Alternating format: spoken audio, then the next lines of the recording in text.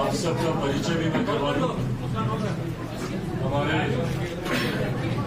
झारखंड प्रदेश के हमारे प्रदेश अध्यक्ष वीरेंद्र प्रधान जी मौजूद, यहाँ पर जमुई से हमारे सांसद अरुण भारती जी, खगड़िया से हमारे सांसद राजेश वर्मा जी, वैशाली से हमारी सांसद वीना देवी जी, लोक जनशक्ति पार्टी रामविलास के हमारे राष्ट्रीय उपाध्यक्ष मणिशंकर पांडे जी। आपने इलेक्टरल एंट्री की बात की है, राहुल गांधी जो है जातिगत जनगणना की बात कर रहे हैं। अभी कल भी जो है उन्होंने इस बात का जिक्र किया है, उस पर गृह मंत्री का जो है आया। आप क्या मानते हैं, आपकी पार्टी क्या मानती है, होनी चाहिए जो अभी होना है जनगणना, उसके साथ जातिगत जनगणना होनी चाहिए? मेरी पार्टी ने अपना रुख इसको लेकर हमेशा से स्पष्ट रखा है कि जातीय जनगणना का पक्षधर लोक जनशक्ति पार्टी रामविलास है। हम लोग चाहते हैं कि जातीय जनगणना हो। इसका कारण है कई बार राज्य सरकार और केंद्र सरकार कई ऐसी योजनाएं बनाती हैं जो उस जाति को मद्देनजर रखते हुए उसको मुख्य धारा के साथ जोड़ने की सोच के साथ वो योजनाएं तैयार की जाती हैं। ऐसे में उस जाति की आबादी कितनी है ये जानकारी सरकार के पास कम से कम होनी चाहिए, ताकि उसके अनुपात में राशि आवंटित की जा सके उस योजना को लेकर या उस जाति को मुख्य धारा के साथ जोड़ने को लेकर। ये आंकड़े कम से कम सरकार के पास होने चाहिए। मैं इन आंकड़ों को सार्वजनिक करने का पक्षधर नहीं हूं। मैं मानता हूं कि ऐसे आंकड़े समाज में डिवाइड क्रिएट करेंगे। ऐसे में मैं चाहता जरूर हूं, कई बार न्यायालय के द्वारा भी आबादी को लेकर मांग की गई है, पूछा गया है कई बार सरकारों से कि फलाना जाति की क्या आबादी है। तो ऐसे में ये आंकड़े मैं मानता हूं कि कम से कम सरकारों के पास होने चाहिए। पानी चाह रही है क्योंकि आप युवा नेता हैं, तो क्या झारखंड में अब अलग से चुनाव लड़े या गठबंधन के साथ लड़े? युवाओं को कितना टिकट देंगे? मैं डेफिनेटली, मेरी प्रायोरिटी रहेगी। मैं एक अपना एमवाई समीकरण है मेरा, जहाँ पे महिला है और युवा है। मैं जातीयता और सांप्रदायिकता से हटकर युवाओं की जमात और महिलाओं की जमात की मैं सोच रखता हूँ और मैं चाहता हूँ। लिमिटेड सीटों पर मैं लोकसभा का चुनाव लड़ रहा था, बट फिर भी मैंने सुनिश्चित किया कि नारी शक्ति अधिनियम कम से कम मेरी पार्टी में लागू हो। 5 में से 2 सीटों पर मेरी महिला सांसद है, Shambhavi one of the youngest member parliament, Veena ji है यहाँ पर, युवा जोश भी है, अनुभव भी है और महिला रिप्रेजेंटेशन भी है और युवा सांसद भी है। Rajesh is way younger than me, Arun ji है यहाँ पर, शांभवी भी यंग, वीना जी इस कैटेगरी से थोड़ा सा बाहर है हम भी आप ही के साथ। तो ये मेरी प्राथमिकता जरूर है, युवा महिलाओं को ज्यादा से ज्यादा पार्टी टिकट दे, ये प्रायोरिटी रही। झारखंड में लड़ना पड़ा तो न सिर्फ पार्टी मजबूती से चुनाव लड़ेगी बल्कि बेहतरीन प्रदर्शन भी हम लोग कर पाएंगे।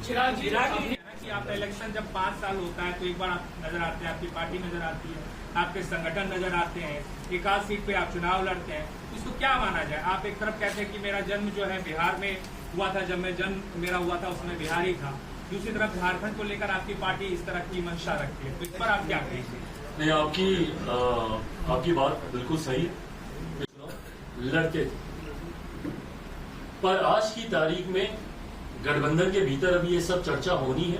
संख्या में उसके बाद ही आप लोगों के साथ साझा कर पाऊंगा, बट हाँ डेफिनेटली, और जैसा मैंने कहा कि ये सोच जल्द आप लोगों के साथ साझा की जाएगी। ये तमाम ऐसे ही विषय हैं जिसको लेकर पार्टी अध्ययन कर रही है और अपना मैनिफेस्टो हम लोग लेकर आएंगे। बिहार में बिहार फर्स्ट, बिहारी फर्स्ट की सोच के साथ मैं आगे बढ़ रहा हूँ, जिसमें बिहार को विकसित राज्य, और जब मैं बिहार का जिक्र करता हूँ मैं इसलिए मैं ये उदाहरण भी दे रहा हूँ क्योंकि जब मेरा जन्म हुआ था उस वक्त झारखंड बिहार का ही हिस्सा था, हम सब एक ही थे। ऐसे में समस्याएं ज्यादा अलग नहीं है झारखंड बिहार की, पलायन को लेकर हो, बेरोजगारी को लेकर हो, विकास को लेकर।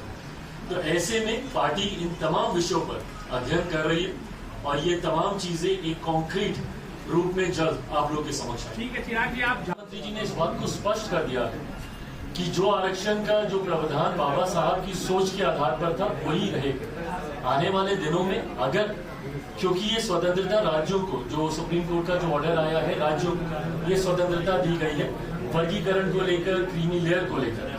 अगर जरूरत पड़ेगी तो सरकार इस पे अध्यादेश भी लेकर आएगी। चिराग जी, आप इंडिया धारा हटाने का वो वादा कर रहे हैं, साथ पाकिस्तान से बातचीत करने के लिए आपका क्या स्टैंड रहता है इस मामले में? भाई यही स्टैंड है जो केंद्र सरकार का है, बिल्कुल सही बात है। आपने नेशनल कॉन्फ्रेंस के साथ जब आप गठबंधन करते हैं तो आपको कुछ नीतियों को लेकर अपनी सोच, और खासतौर पर जब आप एक राष्ट्रीय दल हैं तो कांग्रेस को अपनी सोच तो स्पष्ट रखनी होगी ना कि क्या आप धारा 370 के हटने का आप समर्थन करते हैं या आप नहीं करते। और अगर आप करते हैं समर्थन तो एक ऐसे दल के साथ गठबंधन क्यों जो इस धारा को पुनः लागू करने की बात कर रही है। ऐसे में केंद्र सरकार के साथ मजबूती से इस विषय पर मेरी पार्टी खड़ी है। चिराग जी, आप क्या मानते हैं कि झारखंड में ऐसा कुछ हुआ है अब तक? हाईकोर्ट ने ये भी कहा है और हाईकोर्ट ने कहा है कि केंद्र सरकार जो है वो अब तक एफिडेविट फाइल नहीं कर पा रही है। देखिए, हमारी केंद्र की सरकार घुसपैठियों को लेकर अपना रुख शुरू से ही स्पष्ट कर चुकी है। हम लोगों ने कानून भी, कई लोग कई बार इसका विरोध भी करते हैं, बट ये बात भी हम लोग बार बार इसी उद्देश्य के साथ समझाना चाहते हैं कि नागरिकता छीनने वाला कानून नहीं है जब सीए का हम लोग जिक्र करते हैं। ऐसे में ये सोच कि घुसपैठियों के माध्यम से किसी को किसी प्रकार का नुकसान नहीं होना चाहिए, इस पर केंद्र सरकार ने डे 1 से अपना रुख स्पष्ट रखा है। और अगर कहीं पर ऐसी कोई जानकारी आती है तो केंद्र उसके ऊपर कार्रवाई करेगा, इसमें कहीं कोई दो राय नहीं। चिराग जी, जिस तरह से लोक जनशक्ति पार्टी रामविलास की राष्ट्रीय कार्यकारिणी की बैठक आज यहाँ झारखंड रांची में आयोजित की गई थी, जिसमें देश भर से हमारे कार्यकारिणी के सदस्य यहाँ पे मौजूद थे। इस कार्यकारिणी की बैठक का मुख्य उद्देश्य राष्ट्रीय अध्यक्ष के चुनाव को लेकर था। हमें राष्ट्रीय अध्यक्ष बने हुए 5 साल हो गए थे और ये प्रक्रिया का हिस्सा है। चुनाव आयोग में ये हर 5 साल के बाद चुनाव की इस प्रक्रिया को हम लोग को दर्ज कराना होता है। पार्टी के संविधान के आधार पर राष्ट्रीय अध्यक्ष का पद 5 साल के लिए होता है। पिछली बार 2019 पार्टी के संस्थापक आदरणीय रामविलास पासवान जी की मौजूदगी में पहली बार लोक जनशक्ति पार्टी रामविलास के हम राष्ट्रीय अध्यक्ष चुने गए थे। बहरहाल उसके बाद पार्टी ने कई तरीके के उतार चढ़ाव देखे, आप लोग की जानकारी में है ही वो तमाम विषय। पार्टी परिवार में एक टूट हुई, एक नए नाम के साथ हम लोगों ने पार्टी की शुरुआत की, लोक जनशक्ति पार्टी रामविलास। पर यह प्रक्रिया वही है। तो पिछली बार 2019 के नवंबर में हमारा चुनाव हुआ था। इस नवंबर तक दोबारा चुनाव की प्रक्रिया को पूरा करना था, पर क्योंकि आने वाले दिनों में कई और राज्यों में चुनाव है और संभवतः उसकी व्यस्तता ज्यादा होगी, झारखंड में भी चुनाव होने वाला है, तो ऐसे में हम लोगों ने इस प्रक्रिया को पूरा किया और आज पुनः हमें लोक जनशक्ति पार्टी रामविलास का राष्ट्रीय अध्यक्ष राष्ट्रीय कार्यकारिणी के द्वारा चुना गया। इसी उद्देश्य के साथ आज हम लोगों ने इस बैठक को रखा भी था। बहरहाल, जहां एक तरफ चुनाव की प्रक्रिया एक महत्वपूर्ण उद्देश्य था इस बैठक का, वहीं अलग अलग राज्यों में हो रहे और होने वाले विधानसभा के चुनाव भी एक चर्चा का विषय थे।